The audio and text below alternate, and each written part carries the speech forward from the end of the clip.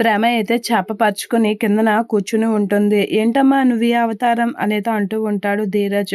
"పాపం దెబ్బలు తగిలాయి కదా! కిందనేం పడుకుంటావు? బెడ్ మీద పడుకో నేను కిందన పడుకుంటాను" అనేదో అంటూ ఉంటుంది. ప్రం ప్రేమ ఆ మాటలకి ధీరజ్ అయితే షాక్ అయ్యి, "అమ్మో!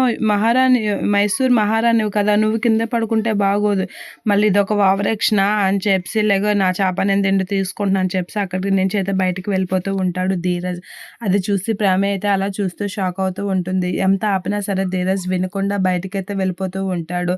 వీడెప్పటికి మారడు అని చెప్పేసి అయితే ప్రేమ అనుకుంటూ ఉంటుంది. ఇక ప్రేమ వాళ్ళ బాబాయ్ అయితే ధీరజ్‌ని ఎంత మాత్రాన బయటన పడుకోనివ్వడు. "నువ్విక్కడ పడుకోవడం ఏంటి అల్లుడు? లోపలికి వెళ్ళు" అది ఇది నానా విధాలుగా ఏదో అంటూ ఉంటాడు.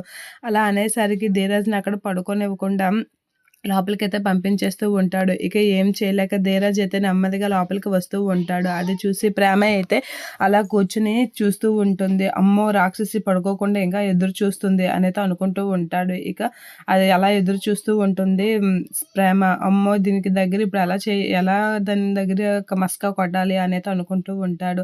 ఇక కాలు మీద కాలేసి ధీరజ్ అయితే అలా వస్తున్నప్పుడు చూస్తూ ఉంటుంది ప్రేమ.